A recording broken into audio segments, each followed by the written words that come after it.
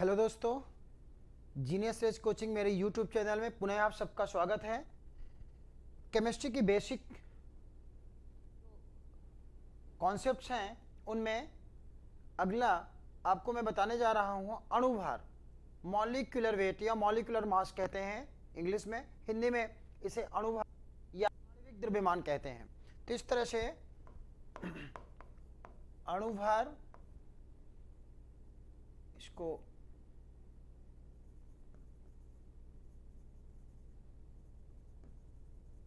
Molecular mass या molecular weight कह सकते हैं। देखिए, मास और वेट दोनों अलग अलग चीज़ें होती हैं, लेकिन केमिस्ट्री में लगभग दोनों को सेम मान लिया जाता है। फिजिक्स में हम दोनों को डिफर करते हैं, अलग अलग मानते हैं।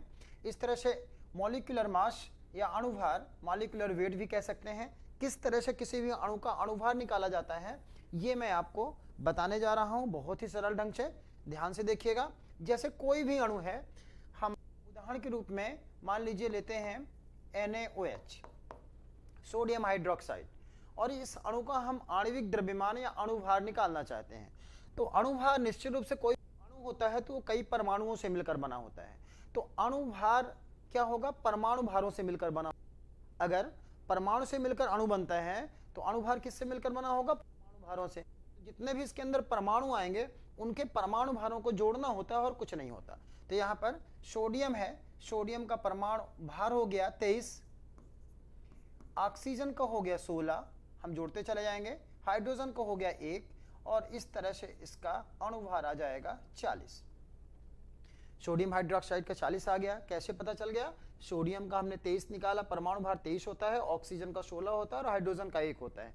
सभी के परमाणु भारों को जोड़ दिए और इस तरह जोड़ने पर आ गया इसका अणुभार। दूसरा उदाहरण देख लेते हैं। जैसे अगर H2SO4 लें, सल्फ्यूरिक अम्ल, जिससे आप सब लोग परिचित हैं। हाइड्रोजन का परमाणु भार हुआ 1, और हैं कितने हाइड्रोजन इसमें? 2, तो हम 2 से इसमें गुणा करेंगे, धन। सल्फर का परमाणु भार हो गया 32, फिर धन। ऑक्सीजन का हो गया परमाणु भार 16, एटॉमिक मास इसका 16 है, और हैं कितने? 4, तो 4 से इसका मल्टीप्लाई करेंगे तो बराबर कितना हो गया? यहाँ पे 2 धन 32 धन 64 बराबर 2 धन 32 धन 64 बराबर टोटल मान आ गया ये 34 धन 64 बराबर 98। ये निकल आया इसका अणुभार। ठीक है, कोई और उदाहरण देख लेते हैं हम। अणुभार बहुत ही आसान होता है, केवल परमाणु भार आपको पता होना चाहिए। पिछले वीडियो में हमने आपको परमाणु भार निकालने का तरीका बताया था, उसके आधार पर आप परमाणु भार ज्ञात कर सकते हैं और परमाणु भार से अणु भार ज्ञात कर सकते हैं। जैसे अगर हम अणु भार लेना है Na2CO3, सोडियम कार्बोनेट, सोडियम का होता है 23 और हैं कितने यहाँ पे 2, तो इसको मल्टीप्लाई करेंगे 2 से। फिर परमाणु भार कार्बन का कितना होता है आप सबको पता होना चाहिए, 12। फिर ऑक्सीजन का 16, और हैं कितने ये? 3, तो 3 से गुणा कर देंगे तो ये हो गया 46 धन 12 और 16 तिया 48। इस तरह से ये 46 में 12 हमने जोड़ दिया 58, 58 8 66, और 66 में हमने 40 जोड़ दिया तो 76 86 96 और 106। इस तरह से Na2CO3 का आ गया 106। इस तरह से हम क्या करेंगे? आणविक द्रव्यमान या अणुभार सोडियम कार्बोनेट का निकाल लेंगे। कोई भी तत्व का, कोई भी अणु है, उसका अणुभार निकालने के लिए हमको केवल उसके कंपोजिशन में जो परमाणु हैं उनके परमाणु भार ज्ञात होने चाहिए और कुछ नहीं। और इससे हम आराम से ज्ञात कर सकते हैं। मान लीजिए NH2CONH2, ये यूरिया है, यूरिया का ज्ञात करना चाहते हैं। तो नाइट्रोजन का हो गया परमाणु द्रव्यमान 14, हाइड्रोजन का हो गया 1, और हैं कितने? 2, तो हमने 2 से गुणा कर दिया। फिर धन कार्बन का हो गया 12, ऑक्सीजन का हो गया 16, नाइट्रोजन का हो गया 14, फिर हाइड्रोजन का हो गया 1 और गुणे कर दिए 2। तो ये हो गया 14 धन 2 धन 12 धन 16 धन 14 धन 2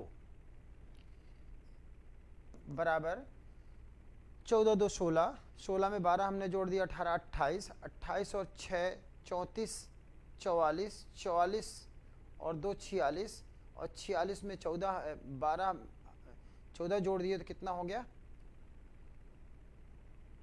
60। इस तरह से ये यूरिया का आणविक द्रव्यमान या अणुभार मॉलिक्यूलर मास या मॉलिक्यूलर वेट आ गया। किसी भी अणु का आणविक द्रव्यमान या अणुभार निकालना तभी आसान होगा जब आपसे परमाणु द्रव्यमान बनता है। यदि परमाणु द्रव्यमान सभी का ज्ञात है तो उन तत्वों के परमाणु द्रव्यमानों को हम जोड़ देंगे और जितने परमाणु होते हैं उसका मल्टीप्लाई करते जाएंगे, गुणा करते जाएंगे, और इस तरह से टोटल आ जाता है अणुभार। एक आध उदाहरण और हम देख लेते हैं। जैसे मान लीजिए हमको ग्लूकोज का C6H12O6 ज्ञात करना है, ग्लूकोज का अणुभार मॉलिक्यूलर वेट या मॉलिक्यूलर मास। कार्बन का कितना होता है 12, है कितने 6, तो 6 से गुणा कर दिए। धन हाइड्रोजन का परमाणु भार होता है 1, है कितने इसमें 12, तो 12 का गुणा कर दिए। धन ऑक्सीजन का होता है 16, है कितने ये 6, तो 6 से गुणा कर दिए, तो ये हो गया 72 धन 12 धन 96 बराबर 180। ये आ जाएगा ग्लूकोज का आणविक द्रव्यमान। एक बात और देख लीजिए,